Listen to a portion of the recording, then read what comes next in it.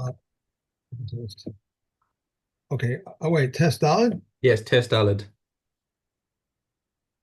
That's not where I started to be before.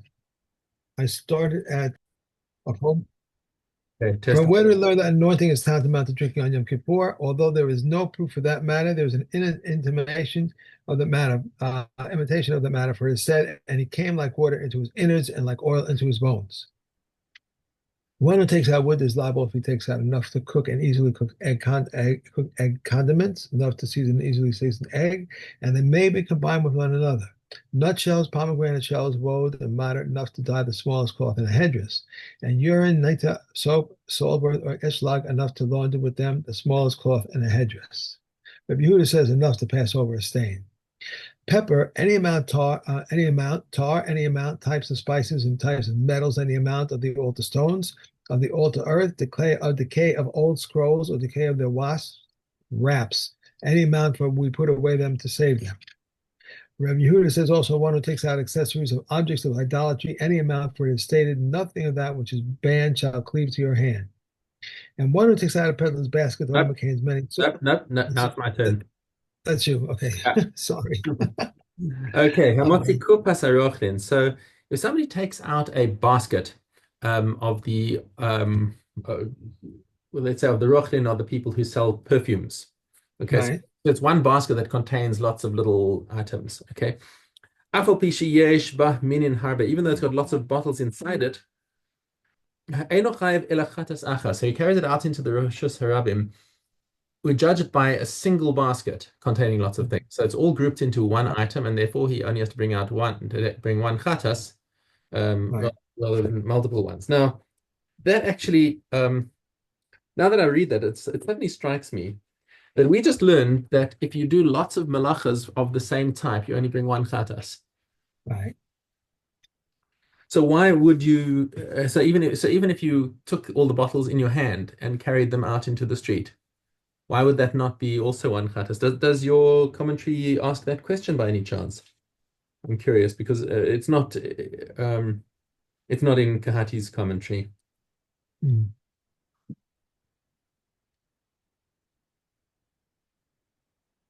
Mm.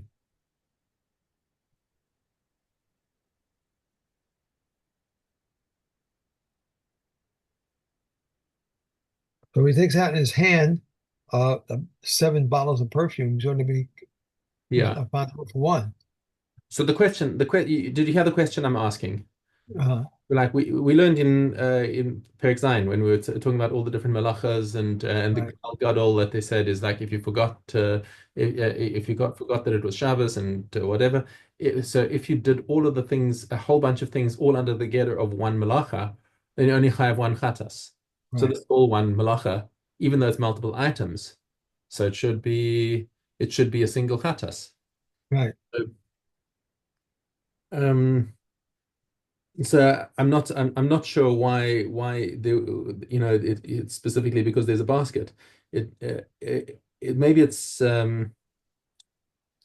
I think it might be related to a later effect that we have when we talk about when you push out the basket and some of the things are inside the basket are now in the Rosh Hashanah, but the whole basket but the basket is still sort of spanning the two. That we're gonna come up with that case. So let's hold it over there. Because Um, what he says, one takes out a basket, but it contains many kinds. yeah. So he only has one katos. Right. But that's I would say that the reason why for that is simply because you're only violating one malacha. Mm. There's only one malach, one av malacha you're doing is hotzah mirishos l'rishos. Right. Okay. Zero negina. So back to quantities. Garden seeds. Pachos mikrogeres. Anything less than a krogogeres, which is basically it's not grogeres is the amount for food as a dried fig. Mhm. But for garden seeds, you need less than that to be a significant amount because the seeds you can plant like a very small amount and it's useful. And that is your definition is when it's something that people consider useful, that's when you chayiv on hotzah.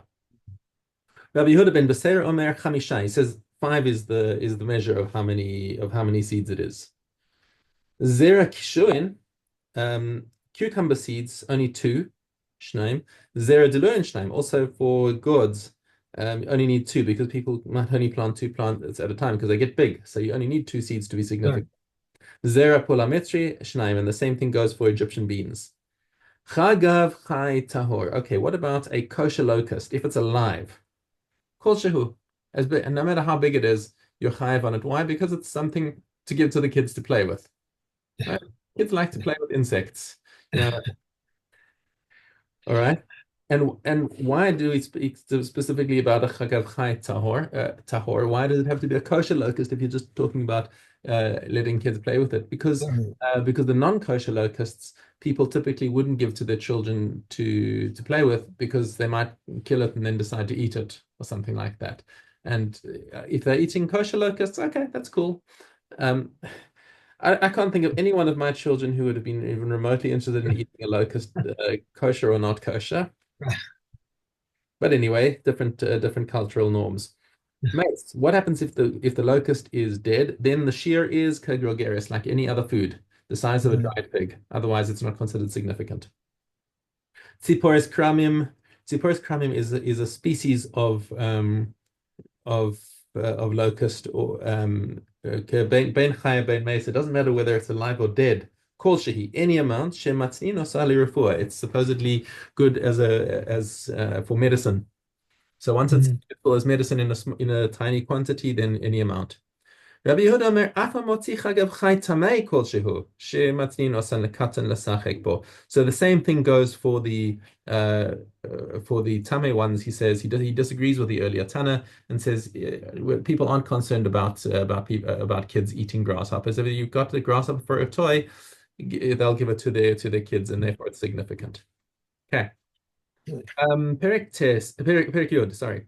Hamatnia lezera. If somebody puts away a certain amount of, let's say, grain, but he wants to keep it for seed grain, or a dugma, or for a sample, or l'refuah, for a healing, lehotzio b'Shabbos, and he took that out on Shabbos, even though it's less than the shear for food, but it conforms to the shear for seed or for something useful like a refuah. Chayav b'chol shehu. Then he is nonetheless chayav in any amount because it's significant. B'chol adam ein chayav alav ela k'shiuro. But other people only chayav if it's at the required shear, which is typically a grogeris. Chazar v'hichniso. Now, what happens if the guy who originally took it out for refuah changes his mind and says, "Ah, I'm not going to use this for refuah. It's much better for food." But it's below the required quantity. Eino chayav ela k'shiuro. He's only chayav now if he carries it in the minimum quantity. So even his change of mind can change whether he's chayav or not for carrying it in the street. All right. Mishnah base. Hamotzi ochlin unesanan ala iskupa. Okay, so if somebody this over here now, the iskupa is this talking about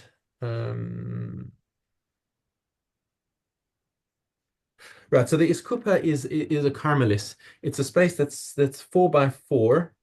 Um, and but it's not, so it's not Rishus Harabim, but it's below 10 Tfachim, so it is a Rishus in its own right, but it's not a Rishus Harabim that we Right. go through, and therefore it's the sort of in between, and you're not chayav either way. You're not chayav for putting it's not allowed lechatchila, but you're not chayav for it either. Asur aval pater. So from the Rishus Hayachid into the Carmelis, and from the Carmelis into the Rishus Harabim, each way is pater. Okay, so what are we saying is Hamotzi ochlin unesanan ala iskupa.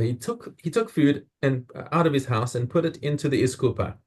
Bein shechazar v'hotzian, and it doesn't matter if he changed his mind and took them out. Bein shehotzian acher, or somebody else took them out.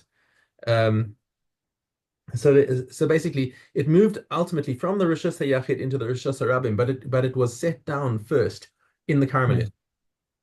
So it doesn't matter if he came back later and took them out into the Rishus Harabim, or somebody else came and took them into the Rishus Harabim. Patur mipnei shelo asa melachto b'vas achas, because the melacha was not done in one movement. Okay, so if it had that way station in the Carmelis, then whoever did it is patur. Right. Shehi melea peros. So now this, I think, may relate to the previous case of the kupa the kupa tarochlin that we were talking about earlier with the things with the Right. bottles in it. Okay, here's a kupa that's full of Paris. Um, Unasuna al ha'is kupa hachitzona, and now it was placed onto the outside step, and some of it is projecting into the Rishus Harabim. Right. Okay. Af al pi sherov ha'peros mibachutz, even though the majority of the produce is in the Rishus Harabim, patur ad sheyotzi es kol hakupa, because it's grouped together by the basket. It's considered one entity, Okay. and therefore until the entire thing is removed from into the Rishus Harabim, he is not chayav. And once he picks it up, that's it. Mhm. It's not. Once Okay. once he once the whole thing goes into the Rishus Harabim, then he's chayav. But if it's partially in, partially out, he's still patur. Okay. But that really goes back to what you were doing before. Yeah, so right. So I'm saying with the kupas Yeah. harok, then that it gets grouped into one thing. But I think it should have been enough still to mention it in the Mishnah we just learned, Right. that you've got that to teach you that that's considered one unit. I don't understand why you would have to teach this about the kupas haroklin, that you only chayav once for taking into the Rishus Harabim, because in any case, even if you carry them out in your hands, you should only be chayav once. One. So Okay. I have a question about that one, which I will be near follow up on. Okay. Vav Daled. A Yeah. man may not go out neither with a sword when it is not. I'm sorry. Man may not go either with a sword, nor with a bow, nor with a shield, nor a bucklet, nor a spear. And if he went out, he's liable for a sin offering. Rabbi Eliezer says they are adornments for him, but the sages say they are nothing but a disgrace, as it is said, and they shall beat their swords into plowshares and their spears into pruning hooks. One nation shall lift up a sword against another nation, neither shall they learn war any more. A garter is not susceptible to tumor contamination, and we may go out with it on Shabbos. Ankle chains are susceptible to tumor contamination, and they may not go out with them on Shabbos.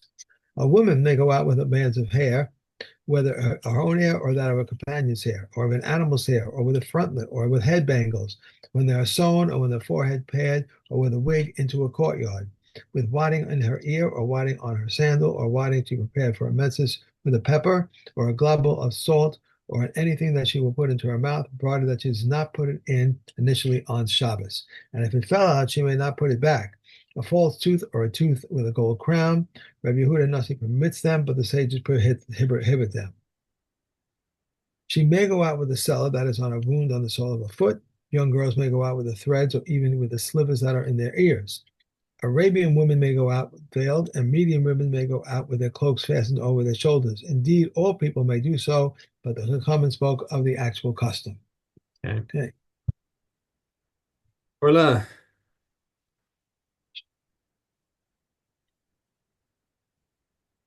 Okay. Order. Okay.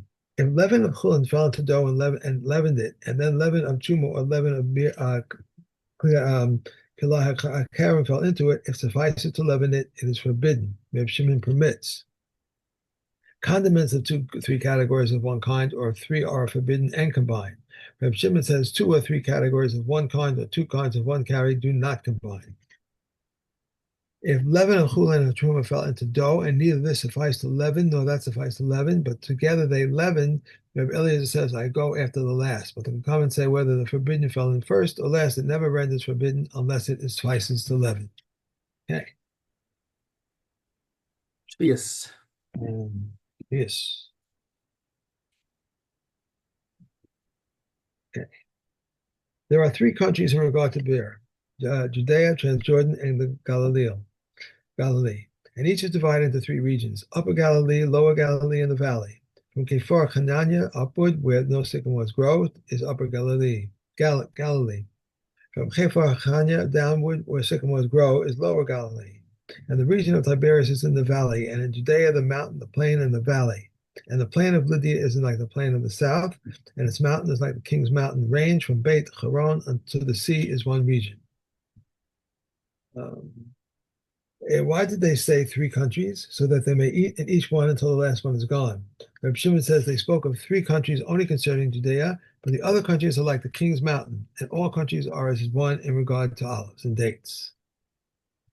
One may eat on account of hefker, but not of garden. Rabbi Yossi permits also of garden, and one may eat on behalf of benchi and on account of dufra, but not on account of autumn grapes. And Rabbi Yehuda permits if they are ripened before the end of the summer. Okay, and Zaharos. Okay, Gimel Hay. All uncertainties of Tuma are decided according to the status at the time of the discovery. If they are found in a Tame state, they are assumed to have been Tame. And if they are found in a Tahor state, they are assumed to have been Tahor.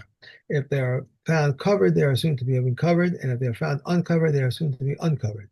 If a needle was found full of rust or broken, it is Tahor. For all uncertainties of Tuma are decided according to the status at the time of discovery. Regarding a deaf person, a deranged person, or a minor who is found in an alleyway containing tuma, they are presumed to be tahor. But any lucid person is presumed tame. For anything which does not have the intellect to be questioned, his uncertainties of tuma are tahor. Regarding a child who was found by the side of the cemetery and roses are in his hand, and there are no roses except at the side of the tuma, he is deemed tahor. For I say that another person picked them and gave them to him. And similarly, if a donkey is found between the graves, his harness is tahor. By the way, article's got a bad translation there. It says roses. Those are shoshanim. Shoshana is a lily. Varied is a rose. I thought Shoshana is a rose. No, it's a lily. Really? Yeah, Wow. Shoshana is a lily. Mhm. So, Varied. Rose is varied. And wow. it's in the Mishnah. It's not like it changed in Mishnaic versus modern Hebrew. I know. We had that in Shvius as well. There was a thing with a varied a I rose was and it was called a varied. know for years I keep calling it Shoshana's rose. Okay. The two he-goats of Yom Kippur are essential to the validity of each other. The two lambs of Shavuos are essential to the validity of each other. The two loaves are essential to the validity of each other, and the two arrangements are essential to the validity of each other. The two spoonfuls of frankincense are essential to the validity of each other, and the arrangements and the spoonfuls of frankincense are essential to the validity of each other. The two kinds of beads, the breads of the Nazir, are three. Ingredients added to the red cow, the four kinds of bread to the Todah offering, and the four species of lulav. And the four ingredients of the Matzorah's purification are essential to the validity of one another. The seven sprinklings of the red cow are essential to the validity of one another. And the seven sprinklings between the poles and on the curtain and on the golden altar are essential to the validity of one another. The seven branches of the menorah are essential to the validity of one another. Its seven lamps are essential to the validity of one another. The two scriptural passages which are in the mezuzah are essential to the validity of each other, and even the writing of one letter is essential to them. The four passages which are in Tefillin are essential to the validity of one another, and even the writing of one letter is essential to them. The four fringes of the tzitzis are essential to the validity of one another, as they are all four one mitzvah. Mishna says the four of them are four mitzvahs.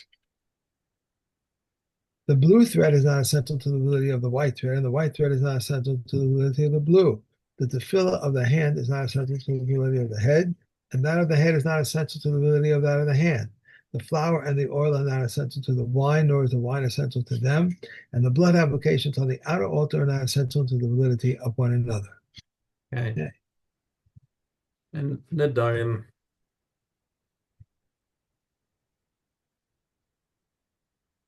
One who makes a netter, prohibiting greens is permitted gourds, and Rebbe Kiva, however, forbids them. They said to Rebbe Kiva, doesn't a person say to his agent, buy me greens? And he says, I found only gourds. He said to them, indeed, it is so, but does he say to him, I found only legumes? It is only because bitter herbs are included under the category of greens, but legumes are not included under the category of greens. He is forbidden fresh Egyptian beans, but permitted dry ones. One who makes a netta prohibiting a dagan is forbidden dry Egyptian beans. These are the words of Meir. The commentator, however, he is forbidden only the five varieties. But Meir says one who makes a netta prohibiting tuva is prohibited from the five games. Only, however, one who makes a netta from dagan is forbidden all, but permitted the fruit of the tree and greens. One who makes a netta prohibiting clothing is permitted sackcloth, cheese of cloth, and heavy fabric. If he said konam wool from coming upon me, he's permitted to clothe himself with wool shearings. Flax from coming upon me is permitted to clothe himself with flax.